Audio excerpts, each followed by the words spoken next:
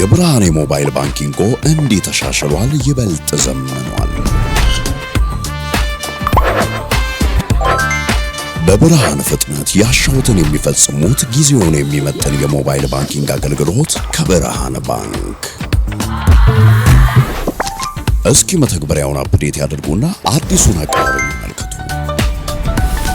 የሚፈልጉትን በሙሉ በፍጥነት በቀላሉ ወዲያውኑ ገንዘብ ወደ አካውንት እንዲሁም ወደ ዋሌት መላክ፣ ክፍያዎችን መፈጸም፣ የአየር ሰዓት መሙላት፣ ስቴትመንት ማውጣት፣ ቀሪ ሂሳብ መጠየቅና ሌላም ሁሉንም በቀላሉ። አዲሱ የብርሃን ባንክ የሞባይል ባንኪንግ መተግበሪያ አሁኑኑ አፕዴት ያድርጉ። ብርሃን ባንክ እንደ ስማችን ብርሃን ነው ስማችን። ተመልሰናል አድማጮቻችን፣ አራዳ ኤፍኤም ላይ ትገኛላችሁ። ሌላኛውን ጉዳይ ደግሞ እንመልከት። በፈረንሳይ ብሔራዊ ቡድን በዚህ ዓለም ዋንጫ በጣም ጥሩ ጊዜን እያሳለፈ ያለውን ኦሊሴን እናንሳ። በእርግጥ በክለብ ማስደናቂ ሲዝን ማሳለፍ ችሏል። ይሄ ተጫዋች በጣም ጥሩ ክህሎት ያለው ተጫዋች መሆኑን በተደጋጋሚ እያየን እንገኛለን። የሚገርመው ግን በፕሪሚየር ሊግ እያለ እንዴት የፕሪሚየር ሊግ ክለቦች ሞክረው ነበር ያው ትላልቅ ክፍያዎችን እየከፈሉ ነው አይደል? ኤሊት አንደርሰን የሆነ ጊዜ እኮ ቼልሲ ገባ ተብሎ ነበር። ቼልሲ ፈረመ ተብሎ ተስማምቶ በኋላ ስቲቭ ፓሪሽ ክሪስታል ፓላሱ ሊቀመንበር ናቸው አግባብቶ ያቆዩትና በኋላ ቼልሲ ዝውውር ፌል ሲያደርግ ነው ወደ ኮል ፓልመር ፊቱን ያዞረው። ማንቸስተር ሲቲ፣ ማንቸስተር ዩናይትድ ብዙ ጊዜ ደጋግሞ ፈልገው ቼልሲ አካዳሚ ውስጥ 7 አመት ቆይቷል። ለተወሰነ ጊዜ ማንቸስተር ሲቲ አካዳሚ ውስጥ ነበር። ሪዲንግ ውስጥ ነው የጀመረው። ከራዳራቸው ውጪ ነበር ለማለት ያስቸግራል። ግን እንዳነሳሹ በተለይ ባለፈው ክረምት አንዳንድ ጊዜም ለአቨሬጅ የክንፍ ተጫዋቾች የማይታመን ገንዘብ ሲከፍሉ አይተናል እና 55 ሚሊዮን ፓውንድ ለዚህ ተጫዋች አሁን ከደረሰበት ደረጃ አንጻር አሁን የ150 ሚሊዮን ፓውንድ ተጫዋች ነው በትንሹ። ልክ ነሽ፣ ከአይናቸው ስር ነው ያመለጣቸው። ይህ ተጫዋች አሁን በባየር ሙኒክ በጣም ጥሩ ጊዜን እያሳለፈ ይገኛል። ፈረንሳይ ሆኖ ግን እንግሊዛዊ የሚመስል ተጫዋች ነው አይደል? በእንግሊዝ እያለ ብዙ ሰው ያሳስት ነበር። በነገራችን ላይ እንግሊዛዊ ይመስላል የሚሉ ብዙ አስተያየት ሰጪዎችም እንደነበሩ ይታወቃልና ግን አሁን በፈረንሳይ ጥሩ ጊዜን እያሳለፈ ነው። እናንሳ እንግሊዝ ውስጥ ምን የተወለደው በምዕራብ ለንደን ተወልዶ ነው ያደገው።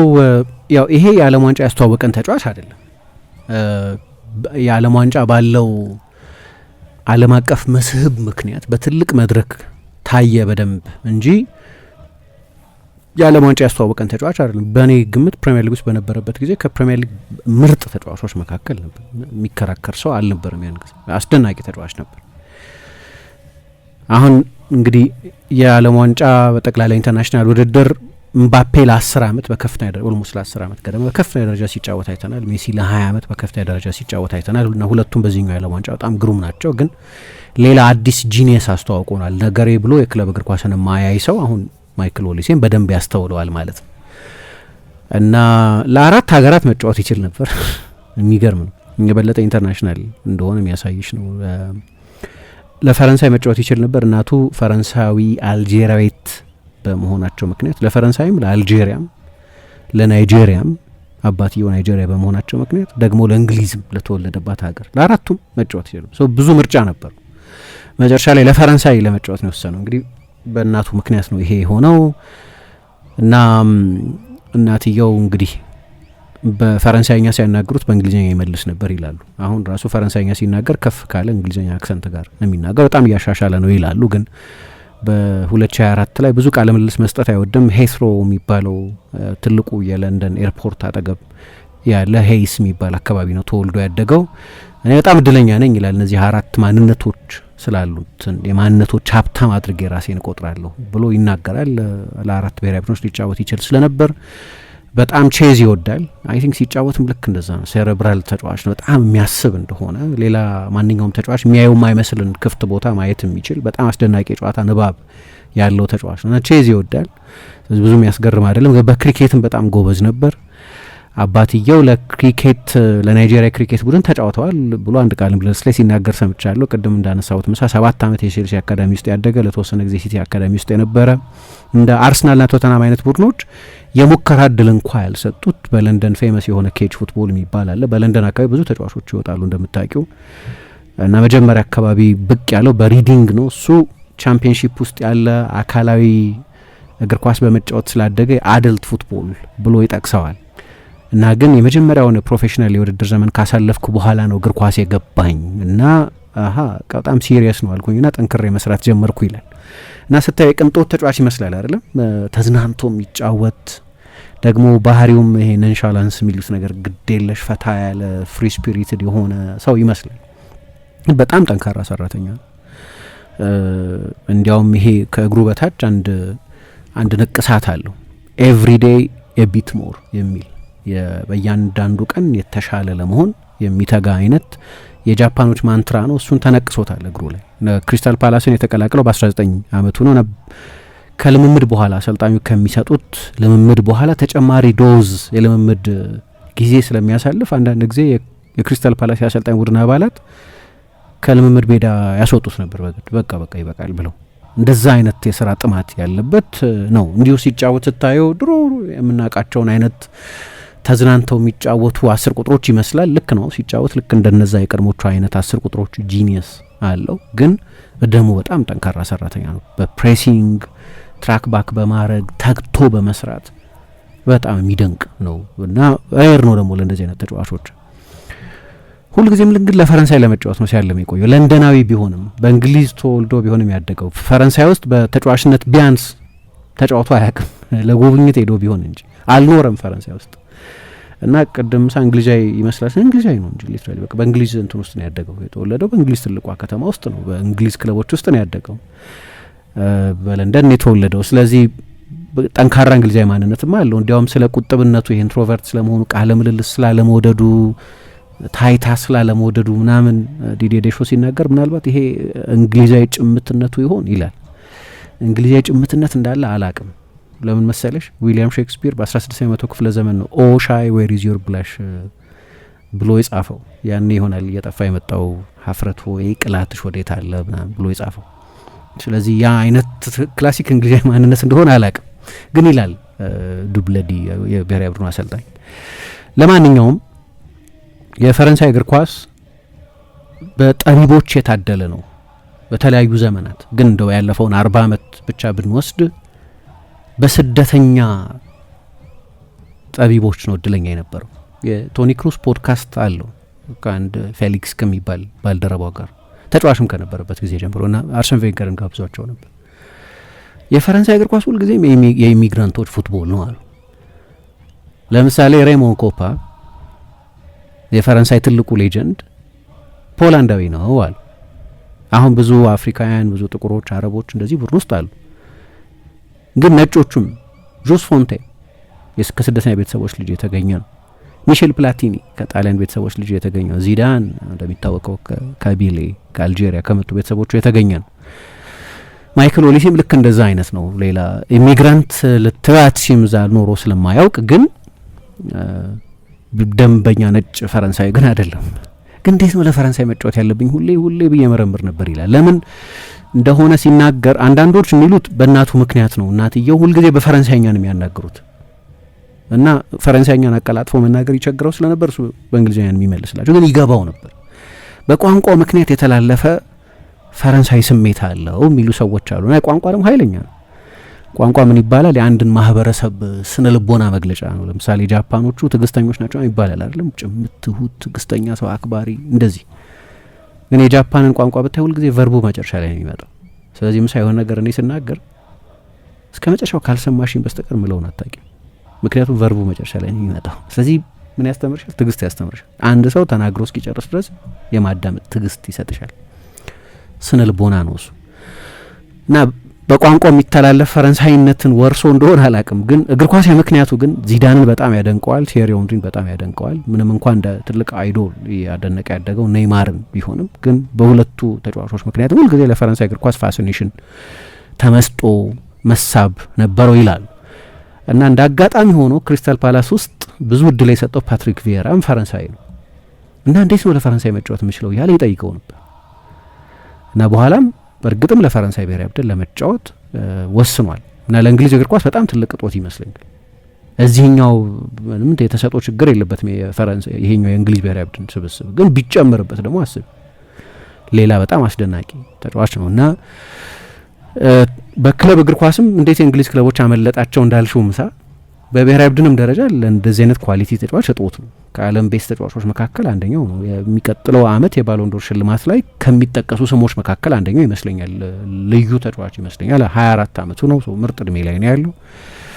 አሁን ደግሞ በዚህ ውድድር ላይ ከሁሉም ተጫዋቾች በላይ ብዙ አሲስት ሰጥቷል። የነሐስ ሜዳሊያን በኦሊምፒክ በ2024 ባሸነፉበት ጊዜ ነው ቲየሪ ኦንሪ ወደ ቡድኑ መጀመሪያ ያካተተው። ከዛ ከግሪዝማን በኋላ የፈረንሳይ ብሔራዊ ቡድን ዋናው ፈጣሪ ተጫዋች ሆኗል። የቡንደስሊጋ የዓመቱ ኮከብ ተጫዋች ተብሎ ተመርጧል። በዚህ የውድድር ዘመን በአውሮፓ የሱን ያህል ብዙ አሲስቶች የሰጠ ተጫዋች የለም። ግን ለፈረንሳዊ ብሔራዊ ቡድን የጨመረው አንድ ነገር ከሌሎቹ በዴሾ ዘመን ካየናቸው ፋንክሽናል ቡድኖች የሚለየው አርት የጨመረ ተጫዋች መሆኑ፣ ጥበብ ያከለ ተጫዋች በመሆኑ ይሄ የፈረንሳይ ብሔራዊ ቡድን እንደዛ ነው የሚማርክ አጫወት የሚጫወት ነው። እና አንድ መወደው ነገር ምንድነው የክንፍ ተጫዋች ቢሆንም እንዲህ ብሎ ነው የሚጫወተው፣ ቀና ብሎ ነው የሚጫወተው። ብዙ የክንፍ ተጫዋቾች አንገታቸውን አቀርቅረው ነው የሚጫወቱት። አንድ ችሎታ ነው፣ መጥፎ ነገር ነው ማለት አይደለም። ግን ምንድነው የፔሪፌሪያል ቪው አለው፣ እንዲህ እያየ ነው የሚጫወተው እና በደንብ ትራክ ያደርጋል። ረጅም ነው ደግሞ በቁመት 1.88 ነው።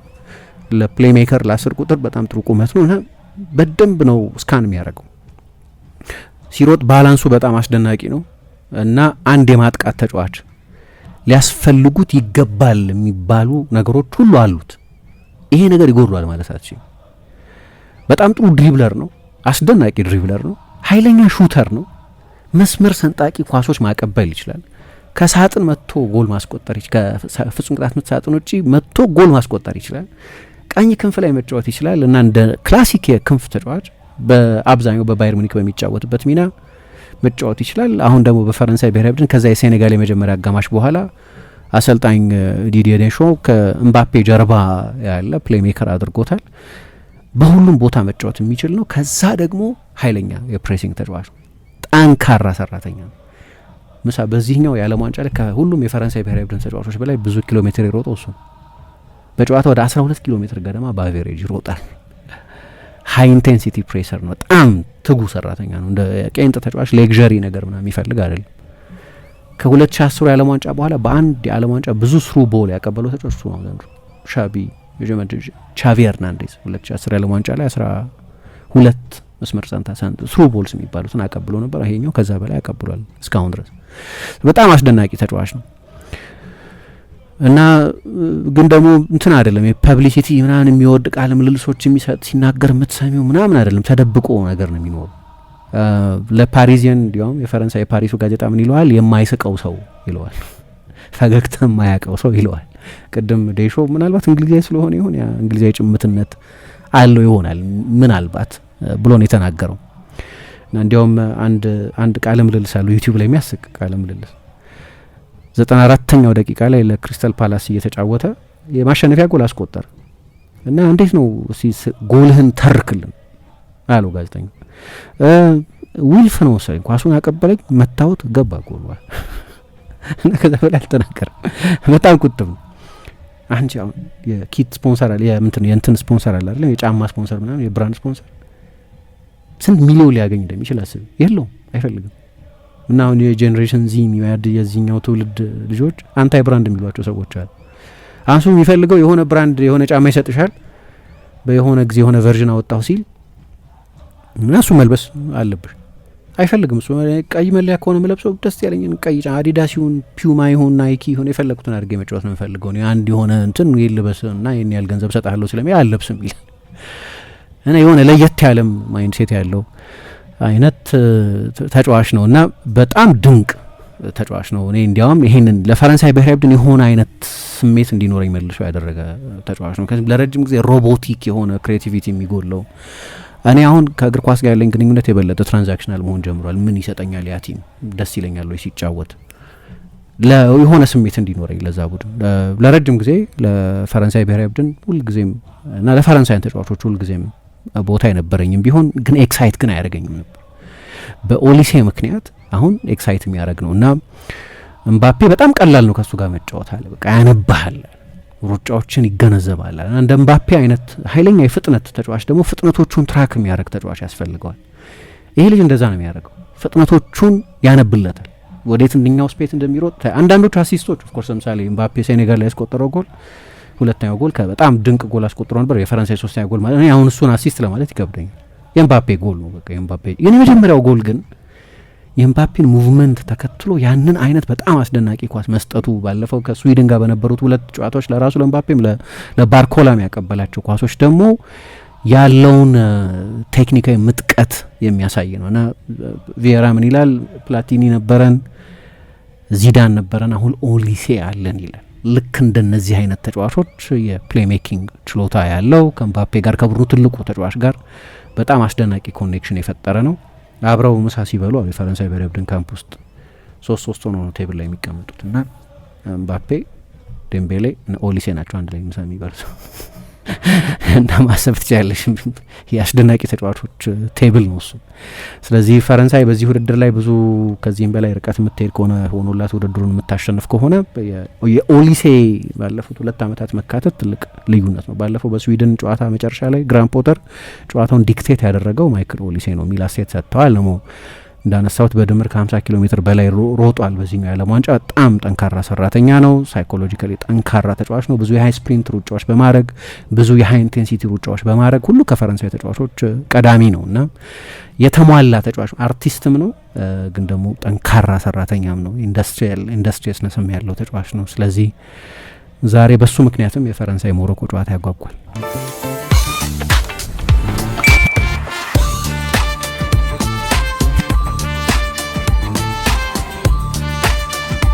የብርሃን የሞባይል ባንኪንጎ እንዲህ ተሻሽሏል፣ ይበልጥ ዘምኗል። በብርሃን ፍጥነት ያሻውትን የሚፈጽሙት ጊዜውን የሚመጥን የሞባይል ባንኪንግ አገልግሎት ከብርሃን ባንክ። እስኪ መተግበሪያውን አፕዴት ያድርጉና አዲሱን አቀራረብ ይመልከቱ። የሚፈልጉትን በሙሉ በፍጥነት በቀላሉ ወዲያውኑ ገንዘብ ወደ አካውንት እንዲሁም ወደ ዋሌት መላክ፣ ክፍያዎችን መፈጸም፣ የአየር ሰዓት መሙላት፣ ስቴትመንት ማውጣት፣ ቀሪ ሂሳብ መጠየቅና ሌላም ሁሉንም በቀላሉ። አዲሱ የብርሃን ባንክ የሞባይል ባንኪንግ መተግበሪያ አሁኑኑ አፕዴት ያድርጉ። ብርሃን ባንክ እንደ ስማችን ብርሃን ነው ስራችን።